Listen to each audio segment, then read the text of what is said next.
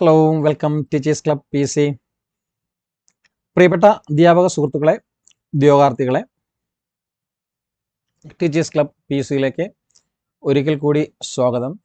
അപ്പോൾ ഇന്ന് ഈ വീഡിയോയുടെ ഉദ്ദേശ ലക്ഷ്യം എന്ന് പറയുന്നത്, കുറേ പേര് നമ്മളെ ഫസ്റ്റ് വീഡിയോ ഇടുന്നതിന് മുമ്പും അതിനു മുമ്പൊക്കെ അറിഞ്ഞവരുമൊക്കെ ഒത്തിരി സംശയങ്ങൾ മെസ്സേജസിലൂടെയും കോളിലൂടെയും അല്ലെങ്കിൽ നമ്മുടെ യൂട്യൂബിൽ തന്നെയുള്ള കമൻറ്റ് സെക്ഷനിലൂടെയൊക്കെ ചോദിച്ചിട്ടുണ്ട്. ഓക്കെ, എല്ലാവരും ഏകദേശം ഒരേപോലുള്ള ക്വസ്റ്റ്യൻസ് ഒക്കെയാണ് ചോദിച്ചിരിക്കുന്നത്.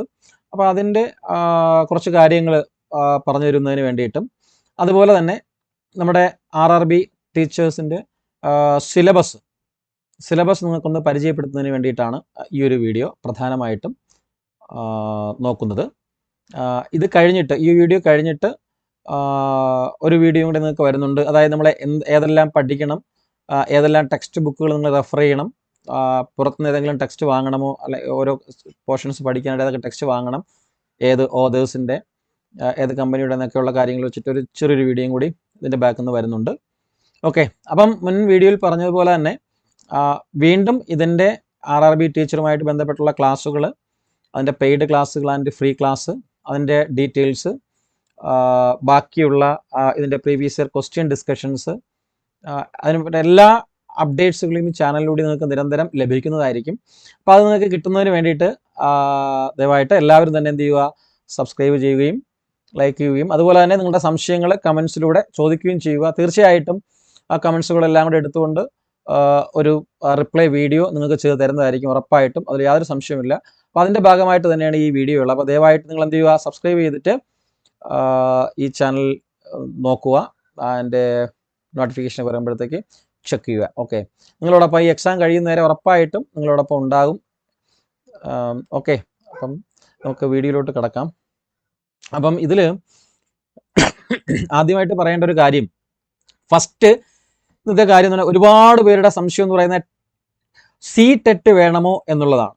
CTET വേണ്ട, നിർബന്ധമില്ല. CTET നിർബന്ധമില്ല. നിങ്ങൾ ദയവായിട്ടൊരു കാര്യം ചെയ്യേണ്ടത്, നമ്മുടെ RRBയിൽ കയറി കഴിഞ്ഞാൽ നിങ്ങൾ ഗൂഗിളിൽ RRB 7/2024 നോട്ടിഫിക്കേഷൻ, ടീച്ചർ നോട്ടിഫിക്കേഷൻ അടിച്ചു കഴിഞ്ഞാൽ RRB സൈറ്റിലേക്ക് പോവുകയും, ഞാൻ അതിൻ്റെ ലിങ്ക് കഴിഞ്ഞ വീഡിയോയിൽ ഡിസ്ക്രിപ്ഷനിൽ ഇട്ടിട്ടുണ്ട്, ഈ വീഡിയോയുടെ ഡിസ്ക്രിപ്ഷനിൽ ഇടാം. ഓക്കെ, ലിങ്ക് ഇട്ട് തരാം.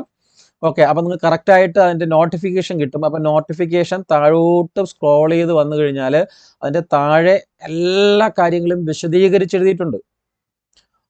എവിടെയാണ് അപ്ലൈ ചെയ്യേണ്ടത്, എവിടെയാണ് വേക്കൻസികളുള്ളത്, ഓരോ പോസ്റ്റും വേണ്ട ക്വാളിഫിക്കേഷൻ, അങ്ങനെ വിശദമായിട്ട് എല്ലാ കാര്യങ്ങളും അതിൽ സൂചിപ്പിച്ചിട്ടുണ്ട്. അപ്പോൾ ദയവായിട്ട് നിങ്ങൾ അത് നോക്കണം. അതും കൂടെ നോക്കിയിട്ടാണ് നിങ്ങൾ അപ്ലൈ ചെയ്യേണ്ടത്. വെറുതെ കയറിയിട്ട് അപ്ലൈ ചെയ്തിട്ട് കാര്യമില്ല. ഓക്കെ, അപ്പം ഇവിടെ സൂചിപ്പിക്കാനുള്ള ഒന്ന് രണ്ട് കാര്യങ്ങളെന്ന് പറയുന്നത് എന്താണ്, CTET വേണ്ട, നിർബന്ധമില്ല. നിങ്ങളുടെ അതാത് സംസ്ഥാനങ്ങളുടെ TET ഉള്ളവർക്കും അപ്ലൈ ചെയ്യാൻ പറ്റും. പിന്നെ ചില പോസ്റ്റുകൾക്ക് TET തന്നെ ആവശ്യമില്ല, CTET ആവശ്യമില്ല, PG മതി. PG ഉണ്ടെങ്കിൽ അപ്ലൈ ചെയ്യാൻ പറ്റുന്ന പോസ്റ്റുകളുണ്ട്, വെറും ഡിഗ്രി ഉണ്ടെങ്കിൽ അപ്ലൈ ചെയ്യാൻ പറ്റുന്ന പോസ്റ്റുകളുണ്ട്. അത് ഓരോന്നോരോ സെക്ഷൻ ബേസാണ് വിളിച്ചിട്ടുള്ളത്. ഇപ്പോൾ ഇംഗ്ലീഷ് മീഡിയം സ്കൂളുകളിലേക്ക് വിളിച്ചിട്ടുണ്ട്. അങ്ങനെ പല രീതിയിലാണ് ഇതിൻ്റെ പോസ്റ്റ് കിടക്കുന്നത്. അത് നിങ്ങൾ ആ നോട്ടിഫിക്കേഷൻ നോക്കിക്കഴിഞ്ഞാൽ വ്യക്തമായിട്ട് വായിച്ച് മനസ്സിലാക്കാൻ പറ്റും. പിന്നെ നിങ്ങൾ ആപ്ലിക്കേഷൻ അയക്കുമ്പോൾ ഒരു കാര്യം ശ്രദ്ധിക്കാനുള്ളത്, ആദ്യം പലരും ട്രിവാൻഡ്രം വെച്ച് കൊടുക്കുന്നുണ്ട്. ട്രിവാൻഡ്രത്ത് വേക്കൻസിയിലല്ലോ, പിന്നെ അങ്ങനെ ട്രിവാൻഡ്രം അപ്ലൈ ചെയ്യാൻ പറ്റുന്നത്, അപ്പം മുന്നോട്ട് പോകാൻ പറ്റത്തില്ല. നിങ്ങൾക്ക് വേണ്ടിയിട്ടുള്ള പോസ്റ്റ് എവിടെയാണ്, ആ സ്ഥലം നോക്കിയിട്ട് എന്ത് ചെയ്യുക, ആദ്യം നിങ്ങൾ രജിസ്റ്റർ ചെയ്യുന്ന സമയത്ത് കൊടുക്കുക. അപ്പോൾ ചെന്നൈ ആണെങ്കിൽ ചെന്നൈ, ബാംഗ്ലൂർ ആണെങ്കിൽ ബാംഗ്ലൂർ, ബോംബെ ആണെങ്കിൽ ബോംബെ, അത് കൊടുക്കുക. അത് കൊടുത്തു കഴിഞ്ഞാലേ പിന്നെ അങ്ങോട്ട് പോകാൻ പറ്റുള്ളൂ. പിന്നെ രണ്ടാമത്തെ കാര്യം എന്ന് പറയുന്നത്, അപ്പം CTET നിർബന്ധമില്ല, TET മതി. TET ഇല്ലാതെയും ചില പോസ്റ്റുകൾക്ക് അപ്ലൈ ചെയ്യാം. അതിൻ്റെ കാര്യം കഴിഞ്ഞു. നെക്സ്റ്റ്, ചിലരുടെ സംശയം എന്ന് പറഞ്ഞു കഴിഞ്ഞാൽ, എനിക്ക് സർട്ടിഫിക്കറ്റ് ഇല്ലല്ലോ, കിട്ടുമോ? സമയമൊക്കെ ഉണ്ട്, 16-ാം തീയതി വരെ സമയമുണ്ട്. സർട്ടിഫിക്കറ്റൊക്കെ വാങ്ങിച്ച് അപ്ലൈ ചെയ്യാൻ പറ്റും. പിന്നെ സർട്ടിഫിക്കറ്റ് വാങ്ങിച്ച് നിങ്ങളുടെ നോൺ ക്രിമിലിയറോ SC ST ഒക്കെ സർട്ടിഫിക്കറ്റ് വാങ്ങിച്ച് അപ്ലൈ ചെയ്ത് കഴിഞ്ഞാൽ നിങ്ങൾക്ക് ട്രെയിൻ ടിക്കറ്റും അതെല്ലാം ഫ്രീ ആയിട്ട് കിട്ടും. പിന്നെ നിങ്ങൾക്ക് ആ റിസർവേഷൻ കാറ്റഗറിയിൽ അപ്ലൈ ചെയ്യാം. സർട്ടിഫിക്കറ്റ് ഇല്ലാതെ അപ്ലൈ ചെയ്യാം. നിങ്ങൾക്ക് അൺറിസർവ്ഡ് കാറ്റഗറിയിൽ അപ്ലൈ ചെയ്യാം. ഡോൺ വറി, സർട്ടിഫിക്കറ്റ് ഇല്ലാതെ അപ്ലൈ ചെയ്യാം. പക്ഷേ നിങ്ങൾക്ക് റിസർവേഷൻ കിട്ടത്തില്ലെന്നേ ഉള്ളൂ, ജനറൽ കാറ്റഗറിയിലേക്ക് മാറും, അത്രേ ഉള്ളൂ. അപ്പോൾ ആ ഒരു കാര്യം ഒന്ന് ശ്രദ്ധിക്കുക. ഓക്കെ, പിന്നെ പിന്നെ ഇനി 1 by 1 ആയിട്ട് കുറച്ച് കാര്യങ്ങൾ നിങ്ങളോട് സംസാരിക്കാനുണ്ട്. യോഗ്യതയുമായിട്ട് ബന്ധപ്പെട്ടിട്ടുള്ള കാര്യങ്ങൾ തന്നെയാണ്. അതായത്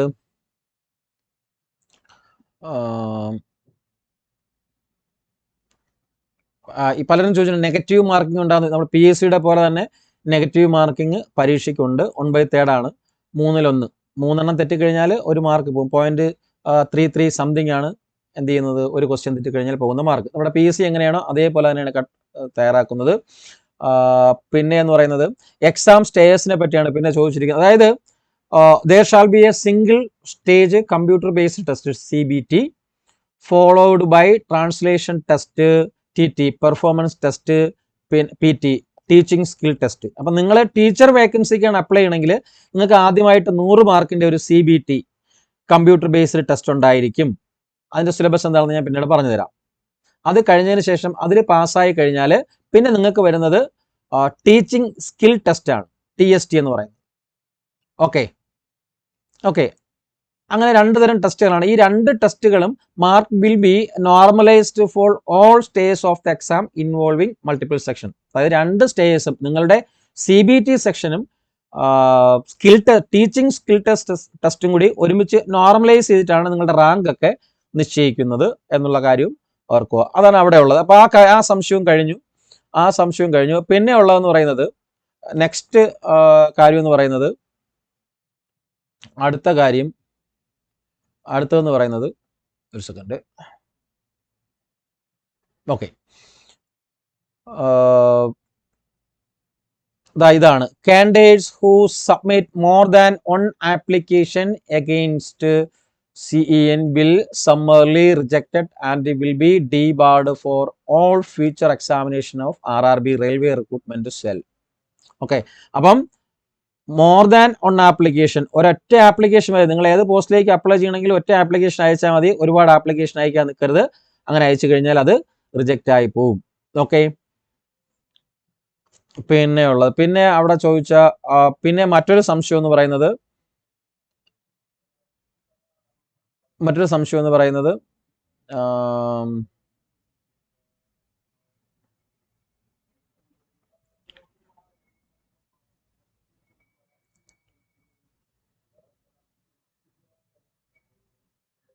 ഓക്കെ, അപ്പം ഈ സംശയങ്ങൾ ഇത്രയേ ഉള്ളായിരുന്നു.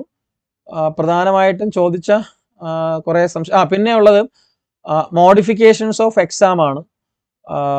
മോഡിഫിക്കേഷൻസ് ഓഫ് എക്സാം ഉണ്ട്. അതായത് പെർഫോം ടെസ്റ്റ്, നോർമലൈസേഷൻ ഞാൻ പറഞ്ഞു.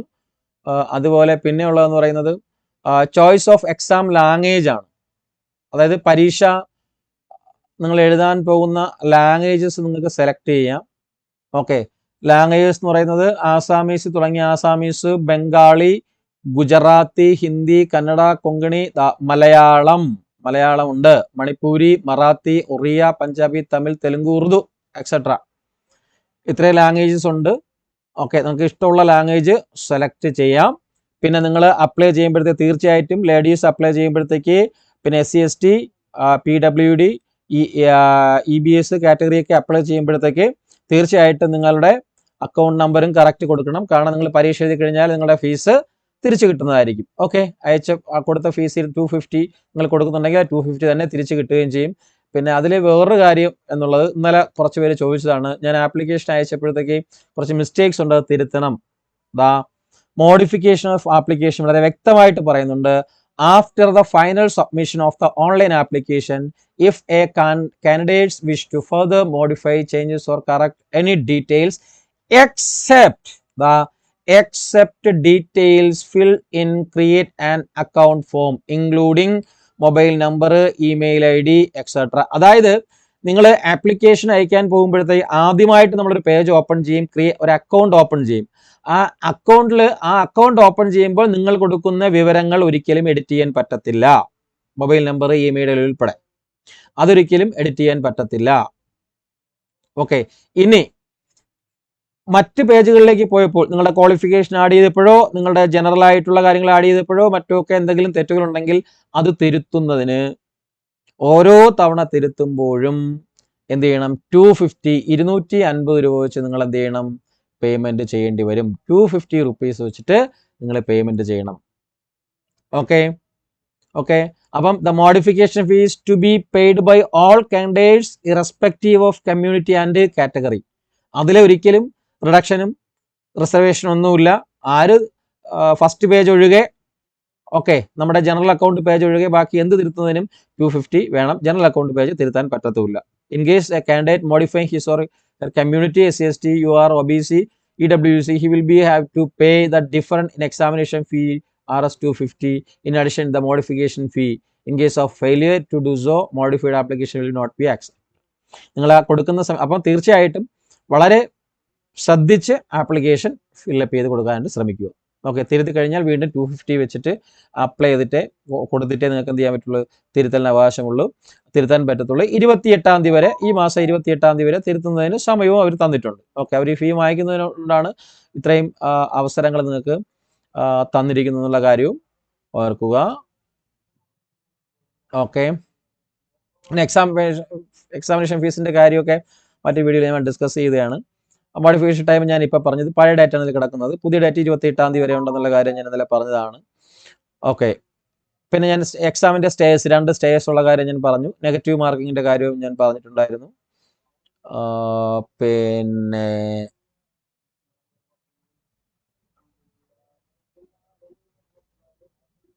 ഓക്കെ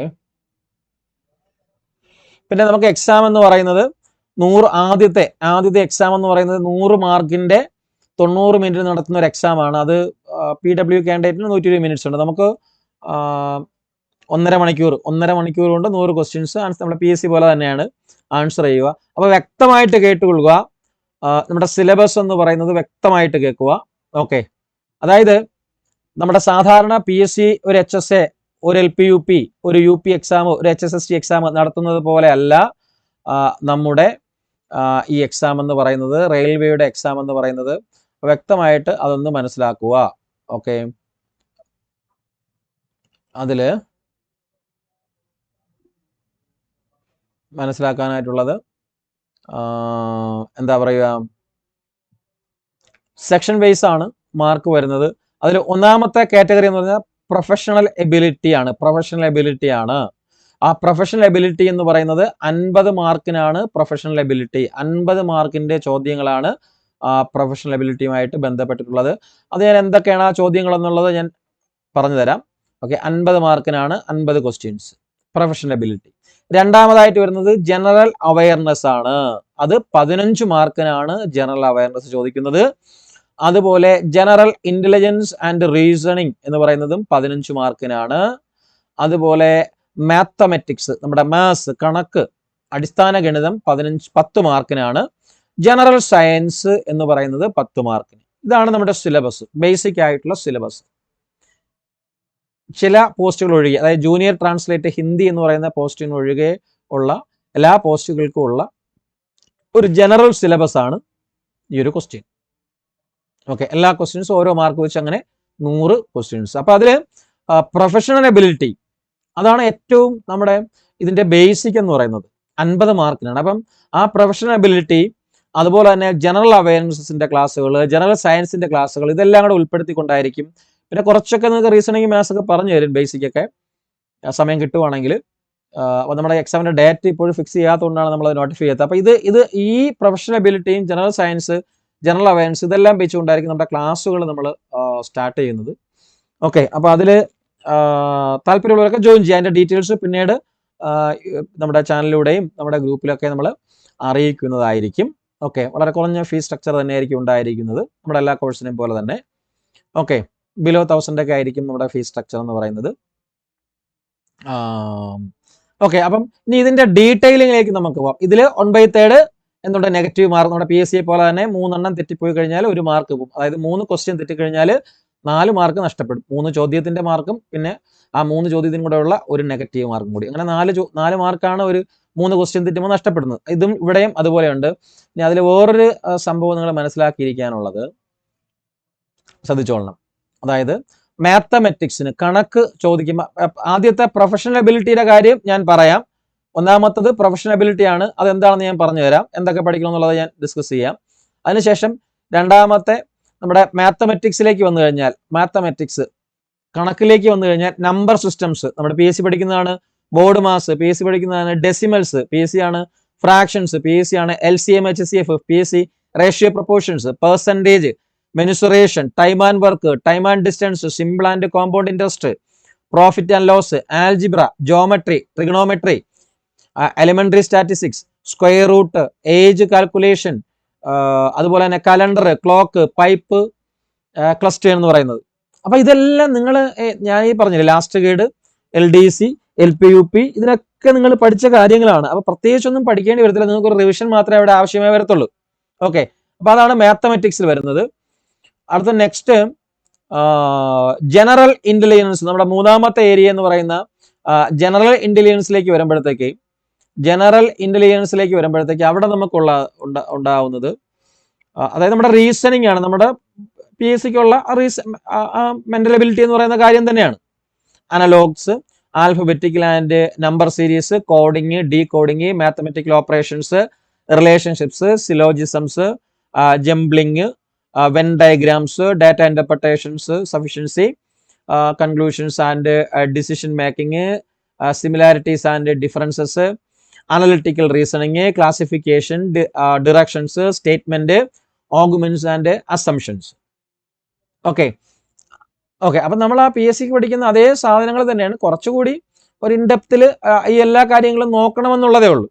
അല്ലാതെ ഭീകരമായിട്ടുള്ള ഒരു സ്റ്റഡീസും വേണ്ട. PSCക്കാലും എന്തുകൊണ്ടും എളുപ്പമുള്ള സിലബസ് ആണെന്നേ ഞാൻ പറയത്തുള്ളൂ. എളുപ്പമുള്ള സിലബസ് തന്നെയാണ് ഈ റെയിൽവേയുടെ ഈ സിലബസ് എന്ന് പറയുന്നത്. ഓക്കെ, സിലബസ് എന്ന് പറയുന്നത് അപ്പൊ ശ്രദ്ധിച്ചിരിക്കുക.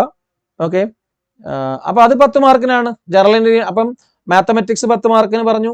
ജനറൽ ഇന്റലിജൻസ് ആൻഡ് റീസണിങ്, നമ്മളെ മെന്റൽ എബിലിറ്റി എന്ന് പറയുന്നത് 10 മാർക്കിനാണ്. അതുപോലെ തന്നെ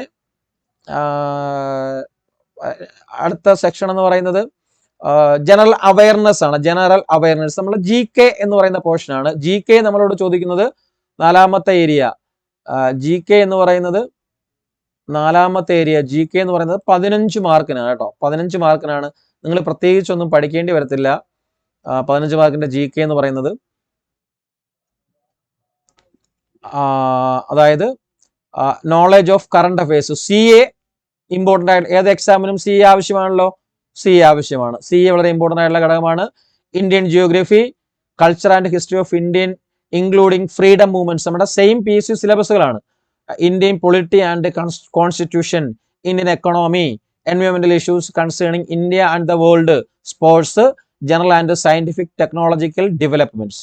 വളരെ സിമ്പിൾ ആയിട്ടുള്ള സിലബസ് ജനറൽ GK. ഓക്കെ, അത് 15 മാർക്ക്. അത് കഴിഞ്ഞിട്ട് അതിന്റെ അവസാനത്തെ സെക്ഷൻ എന്ന് പറയുന്നത് ജനറൽ സയൻസ് ആണ്. 5ാമത്തെ സെക്ഷൻ എന്ന് പറയുന്നത് ജനറൽ സയൻസ് ആണ്. അത് 10 മാർക്കിനാണ് ജനറൽ സയൻസ്. അപ്പൊ ജനറൽ സയൻസ് എന്ന് പറയുന്നത് നമ്മുടെ ഫിസിക്സ്, കെമിസ്ട്രി, ബയോളജി.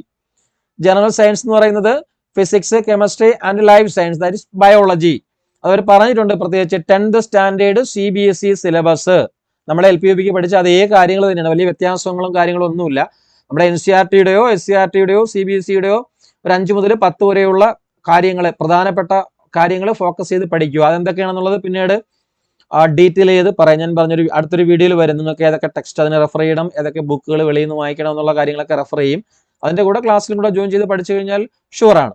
ഓക്കെ, ഇനി ഈ സിലബസ് അതിൽ 1ാമത്തെ കാര്യം പറയാനുണ്ടല്ലോ, പ്രൊഫഷണൽ എബിലിറ്റി. നമ്മുടെ ക്ലാസ് എടുക്കുന്ന മെയിനായിട്ട് ക്ലാസ് എടുക്കുന്ന ഏരിയ ഇതാണ് നമ്മുടെ പ്രൊഫഷണൽ എബിലിറ്റി എന്ന് പറയുന്നത്. എല്ലാ പോസ്റ്റ് ഗ്രാജുവേറ്റ്, PRT, പ്രൈമറി ടീച്ചേഴ്സിന് എല്ലാവർക്കും വരുന്ന ഒരു ഏരിയ ആണ് ഈ പ്രൊഫഷണൽ എബിലിറ്റി എന്ന് പറയുന്ന സാധനം.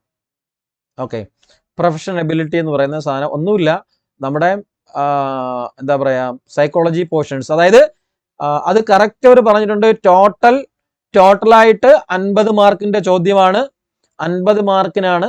50 മാർക്കിൽ എവിടെ നിന്നെല്ലാം എത്രയും ചോദ്യങ്ങൾ ഉണ്ടാകും എന്ന് പറഞ്ഞിട്ട് ആദ്യത്തെ സെക്ഷൻ എഡ്യൂക്കേഷൻ, അതുപോലെ തന്നെ ഫിലോസഫി ഓഫ് എഡ്യൂക്കേഷൻ പഠിക്കുമ്പോഴത്തേക്ക് കറക്റ്റ് ഫിലോസഫീസ്, അതായത് വേരിയസ് സ്കൂൾസ് ഓഫ് ഫിലോസഫീസ്, നമ്മുടെ ഐഡിയലിസവും നാച്ചുറലിസവും പ്രാഗ്മാറ്റിസം അങ്ങനെ പോകുന്ന സ്കൂൾസ് ഓഫ് ഫിലോസഫീസ്.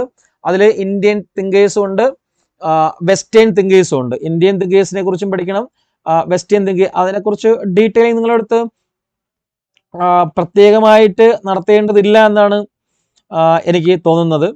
കാരണം ഒരു ഒരു ഒരു ഒരു ഒരു നമ്മൾ വേറൊന്നിനും പഠിക്കുന്നത് പോലെയല്ല, കുറച്ചൊരു ഡീറ്റെയിലിംഗ് ആയിട്ടുള്ള സ്റ്റഡീസ്. ഇപ്പം എക്സാമ്പിൾ, ഇപ്പം ഐഡിയലിസത്തെ കുറിച്ച് പഠിക്കുമ്പോഴത്തേക്ക് സോക്രട്ടീസിനെ കുറിച്ച് പഠിക്കണം, പ്ലേറ്റോ, നമ്മുടെ ടാഗോർ, അതിൽ രണ്ടും പറഞ്ഞിട്ടുണ്ട് education according to Indian thinkers and western thinkers. അപ്പൊ രണ്ടും പഠിക്കണം, പ്രധാനമായിട്ടും രണ്ടും പഠിക്കണം. അപ്പൊ പുറത്ത് പഠിക്കുമ്പോഴത്തേക്ക് നമ്മൾ സോക്രട്ടീസിനെ കുറിച്ചും പ്ലാറ്റോയെ കുറിച്ചും ഫോർബലിനെ കുറിച്ചും ഡെക്കേഴ്സിനെ കുറിച്ചും അതുപോലെ തന്നെ നമ്മുടെ ബാർക്ലി, അതുപോലെ തന്നെ ഇമാനുവൽ കാന്റ്, ഫെച്ച്, ഷെല്ലിംഗ്, ഹേഗല്, അതുപോലെ തന്നെ എന്താ പറയാ ജെൻഡലിൽ. അപ്പൊ അങ്ങനെ കുറെ പേരെ കുറിച്ച് അത്തരത്തിലുള്ള ആൾക്കാരെ കുറിച്ച് ജസ്റ്റ് നോക്കണം. മെയിനായിട്ട് ആ ഒരു ഏരിയയിൽ ഐഡിയലിസ്റ്റ് ഒക്കെ പറയുമ്പോഴത്തേക്ക് ഗാന്ധിജി, മഹാത്മാഗാന്ധിയെ കുറിച്ച് നോക്കണം. ഇന്ത്യയിലേക്ക് വരുമ്പോൾ മഹാത്മാഗാന്ധി, രവീന്ദ്രനാഥ് ടാഗോർ, സ്വാമി വിവേകാനന്ദൻ, സ്വാമി ദയാനന്ദ സരസ്വതി, അതുപോലെ രാധാകൃഷ്ണൻ, ഇങ്ങനെ പോകുന്ന ആൾക്കാരെ കുറിച്ച് അവിടെ നോക്കണം പ്രധാനമായിട്ട്. ഏകദേശം 28 മാർക്കിനോളം ഈ ഒരു ഏരിയ ഉണ്ട് ഫുള്ള്, ഈ എഡ്യൂക്കേഷൻ എന്നുള്ള ഏരിയ. അപ്പം അങ്ങനെയുള്ള ഫിലോസഫി ഓഫ് എഡ്യൂക്കേഷനും അതിന്റെ തിങ്കേഴ്സിനെ കുറിച്ച് നോക്കുക. പിന്നെ sociology and education in the Indian context, Indian കോണ്ടെക്സ്റ്റിലുള്ള എഡ്യൂക്കേഷനുമായിട്ട് ബന്ധപ്പെട്ട സോഷ്യോളജിക്കൽ ബേസ് ഓഫ് എഡ്യൂക്കേഷന്, ഇന്ത്യൻ ആസ്പിറേഷൻ, അതുപോലെ തന്നെ home function, school community, religion, പിന്നെ എന്താണ് media and state as agent of socialisation, education as an agent of social changes, social adjustment and socio economic development. ഇത്രയും കാര്യങ്ങൾ അവിടെ നോക്കണം. പിന്നെ education culture and human values എന്ന് പറഞ്ഞൊരു കാര്യം, ഡെമോക്രസി ആൻഡ് എഡ്യൂക്കേഷൻ എന്ന് പറഞ്ഞിട്ടുള്ളത്, പിന്നെ education and integration, role of teacher and education institution എന്ന് പറഞ്ഞൊരു കാര്യം. ഇത്രയും പോർഷൻസ് പഠിക്കുമ്പോഴത്തേക്ക് നമുക്ക് ഏകദേശം 22 to 28, മാക്സിമം 28ഉം മിനിമം എന്ന് പറയുന്നത് 22 മാർക്കിനും അവിടെ നിന്ന് നമ്മളോട് ചോദിച്ചിരിക്കും, ആ ഒരു ഏരിയയിൽ നിന്ന് നമ്മളോട് ചോദിച്ചിരിക്കും, അതാണ് പറയുന്നത്. നെക്സ്റ്റ് അടുത്ത ഒരു ഏരിയ എന്ന് പറയുന്നത് സൈക്കോളജിയാണ്. ഫിലോസഫി കഴിഞ്ഞിട്ട് പിന്നെ വരുന്നത് psychology of learner and teaching എന്ന് പറയുന്നതാണ്. 13 മുതൽ 18 മാർക്കിന് ചോദിക്കും. Meaning, scope, importance education, psychology. അതായത് നമ്മൾ പഠിച്ച, നിങ്ങൾ ടെറ്റിനും CTET-നും KTET-നും LP-UP പഠിച്ച psychology. Okay, growth, development, intelligence, theories, measurement, learning and motivation, psychology of education, exceptional children, creative, gift, back. അത് സെപ്പറേറ്റ് ചെയ്യുന്ന വ്യതിശിതി കാടടച്ച് പഠിക്കേണ്ട കാര്യമല്ല. ഇതിൽ പറഞ്ഞിരിക്കുന്ന കാര്യങ്ങൾ മാത്രം പഠിച്ചാൽ മതി. വളരെ ചുരുങ്ങിയ സമയം കൊണ്ട് 1-2 ദിവസം കൊണ്ട് പഠിച്ചെടുക്കാവുന്ന കാര്യങ്ങളേ ഉള്ളൂ നമുക്കിവിടെ സൈക്കോളജിയിൽ. ഓക്കെ, 18 മാർക്ക്, 13 to 18 മാർക്കാണ് ആ ഒരു ഏരിയ ചോദിക്കുന്നത്. അത് ഏറ്റവും വലിയൊരു ഏരിയ എന്ന് വെച്ച് കഴിഞ്ഞാൽ തിയറീസ് പഠിക്കണം, എല്ലാ തിയറീസും പഠിക്കണം. പിന്നെ ഇന്റലിജൻസ് ഇമ്പോർട്ടൻ്റ് ആണ്. അതുപോലെ തന്നെ നമ്മുടെ എന്താ പറയുക, relationships of education and psychology എന്ന് പറഞ്ഞ ഏരിയ കുറച്ച് ഡീപ്പായിട്ടുള്ള കാര്യങ്ങളാണ്. അപ്പോൾ അവിടെ അത്രയും പഠിക്കണം. പിന്നെ അടുത്ത സെക്ഷൻ എന്ന് പറയുന്നത്, മൂന്നാമത്തെ സെക്ഷൻ എന്ന് പറയുന്നത് കരിക്കുലം ആൻഡ് ഇൻസ്ട്രക്ഷൻ എന്ന് പറയുന്നതാണ്. 8 മുതൽ 12 മാർക്ക് വരെ, അല്ലെങ്കിൽ 8 ക്വസ്റ്റ്യൻ മുതൽ 12 ക്വസ്റ്റ്യൻ വരെ ഉണ്ട്. ഇവിടെ 13 to ഇവിടെ എന്ന് പറയുന്നത് 13 to 18 ആണ്. മിനിമം 13, മാക്സിമം 18 ആണ്. ഓക്കെ, അടുത്ത് വരുമ്പോഴത്തേക്ക് മിനിമം 8 മാർക്ക്, മാക്സിമം 12 മാർക്കാണ് വരുന്നത്. അതിൽ curriculum, development, transactions, instructional method, അതായത് നമ്മുടെ pedagogy, methodology, teacher controlled instruction TCI, learner controlled instruction LCI, group controlled instruction GCI. പിന്നെ skills and competence, mean of instruction delivery എന്ന് പറയുന്ന കാര്യം. ഇതെല്ലാം കൂടി ഒരു 12 അല്ലെങ്കിൽ 8 മുതൽ 12 മാർക്ക് വരെ.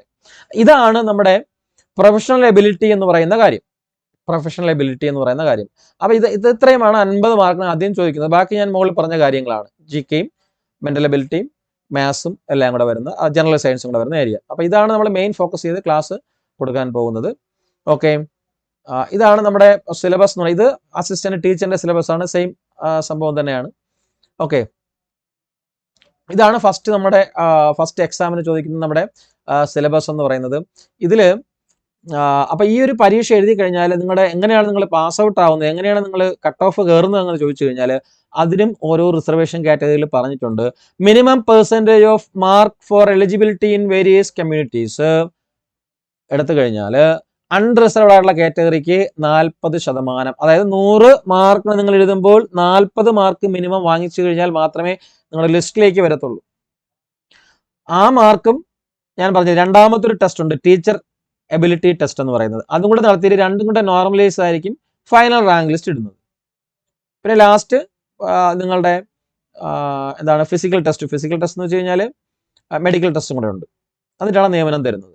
ഓക്കെ, അപ്പം അൺറിസർവ്ഡ് 40, EWS കാറ്റഗറിക്ക് 40% ആണ്.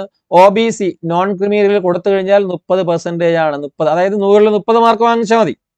SCക്കും 30 തന്നെയാണ്, STക്ക് 25. ഓക്കെ, അതിൽ മറ്റേ PW കാൻഡിഡേറ്റിന് വീണ്ടും ഒരു 2 മാർക്ക് റിലാക്സേഷൻ ഉണ്ടെന്നും പറഞ്ഞിട്ടുണ്ട്. അപ്പോൾ ഇതാണ് അതിൻ്റെ ഒരു രീതി എന്ന് പറഞ്ഞാൽ. അപ്പോൾ വളരെ ചുരുങ്ങിയ മാർക്ക്, വളരെ സിമ്പിൾ ആയിട്ടുള്ള സിലബസിൽ നിങ്ങൾക്ക് വായിക്കാൻ പറ്റും എന്നുള്ളതിൽ യാതൊരു സംശയമില്ല. പിന്നെ അതുപോലെ തന്നെ പിന്നെ അവിടെ പറയേണ്ടത് ഇത്രയും തന്നെയാണ് ആ ഒരു ഏരിയയിൽ വരുന്നത്, സിലബസുമായിട്ട് ബന്ധപ്പെട്ട് വരുന്നത്. അപ്പം എന്താണെന്ന് മനസ്സിലായി കാണും നിങ്ങൾക്ക് സിലബസിൻ്റെ കാര്യം.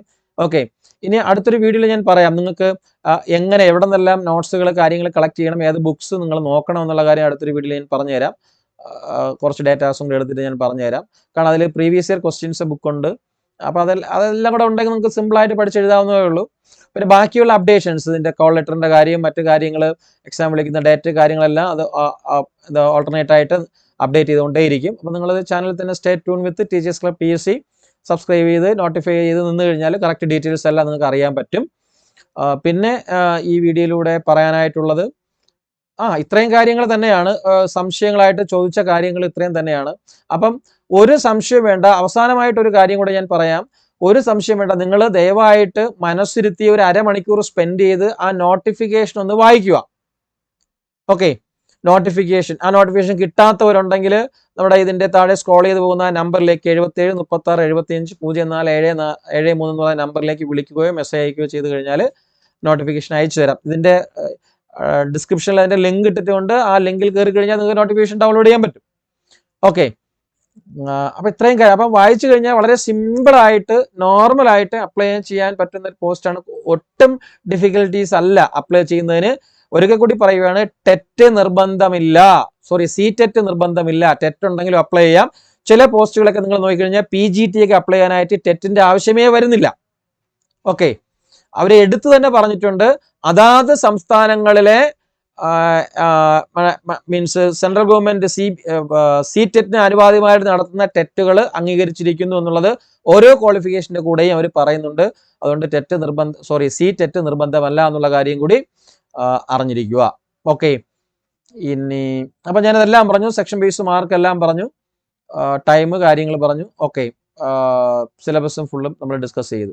ഓക്കെ, എത്ര % മാർക്ക് വായിക്കണമെന്നുള്ള കാര്യവും ഞാൻ പറഞ്ഞു തന്നു. ഓക്കെ, അപ്പോൾ ഇത്രയേ ഉള്ളൂ. പിന്നെ ടീച്ചിങ് സ്കിൽ ടെസ്റ്റ് എന്ന് പറയുന്ന കാര്യമുണ്ട്. ഞാൻ പറഞ്ഞില്ല, രണ്ടാമത്തെ സെക്ഷൻ ടീച്ചിങ് സ്കിൽ ടെസ്റ്റ് ആണ്.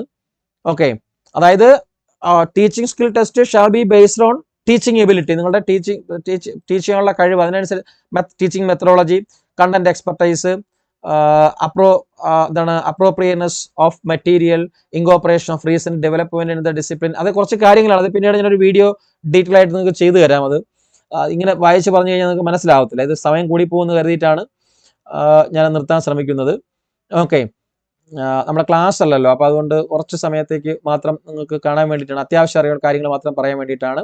അപ്പോൾ ഈ രണ്ട് ടെസ്റ്റിൻ്റെയും കൂടെ മാർക്ക് നോർമലൈസ് ചെയ്തായിരിക്കും എന്ത് ചെയ്യുന്നത്, നിങ്ങളുടെ റാങ്ക് ലിസ്റ്റ് മേക്ക് ചെയ്യുന്നത്. ഓക്കെ, അപ്പോൾ അതിൻ്റെ ഒരു വീഡിയോ ഞാൻ നിങ്ങൾക്ക് ചെയ്തു തരാം. പിന്നെ അതുപോലെ തന്നെ പ്രൊഫഷണബിലിറ്റിയുടെ ഡീറ്റെയിലിങ്ങും, ഏതൊക്കെ ബുക്ക് പഠിക്കണം, ഏതൊക്കെ ബുക്ക് നിങ്ങൾ പുറത്തുനിന്ന് വാങ്ങണം എന്നുള്ളത്. അതായത് ഇതിനെ സീരിയസ് ആയിട്ട് അപ്രോച്ച് ചെയ്യുന്നവർ തീർച്ചയായിട്ടും പഠിച്ചുകൊള്ളുക, തീർച്ചയായിട്ടും പഠിക്കുക. ഉറപ്പായിട്ട് നിങ്ങൾക്ക് നേടിയെടുക്കാൻ പറ്റുന്ന ഒരു എക്സാം തന്നെയാണ്, വളരെ സിമ്പിൾ ആയിട്ടുള്ള എക്സാം തന്നെയാണ്. പിന്നെ ഒരു കാര്യം കൂടെ ഞാൻ ഓർമ്മിപ്പിക്കുകയാണ്, നോട്ടിഫിക്കേഷൻ വായിച്ച് പഠിച്ചതിന് ശേഷം എവിടെയാണ് നിങ്ങളുടെ പോസ്റ്റ്, എവിടെയാണ് അപ്ലൈ ചെയ്യേണ്ടത്, അതാണ് ആദ്യം നിങ്ങൾ കൊടുക്കേണ്ടത്. എങ്കിൽ മാത്രമാണ് മുന്നോട്ട് പോകാൻ പറ്റുന്നത്. അല്ലാതെ ട്രിവാൻഡ്രത്ത് പോസ്റ്റേ ഇല്ല, കേരളത്തിൽ പോസ്റ്റേ ഇല്ല, പലരും കേരളം അല്ലെങ്കിൽ ട്രിവാൻഡ്രം വെച്ചിട്ടാണ് അപ്ലൈ ചെയ്യുന്നത്, പിന്നെ എങ്ങനെ മുന്നോട്ട് പോകാൻ പറ്റത്തില്ല. അപ്പോൾ ദയവായിട്ട് അത് ചെയ്യുക. അപ്പോൾ എല്ലാവർക്കും ഒരിക്കൽ കൂടി താങ്ക് യു. എല്ലാവരും ഒരു കൂടി ഞാൻ പറയുന്നത്, എല്ലാവരും അത് എന്ത് ചെയ്യുക, സബ്സ്ക്രൈബ് ചെയ്യുക. സംശയങ്ങളുണ്ടെങ്കിൽ ചോദിക്കുക, കമൻറ്റ്സ് ചെയ്യുക. എല്ലാത്തിനും നിങ്ങൾക്ക് മറുപടി ലഭിക്കുന്നതാണ്. Thank you all.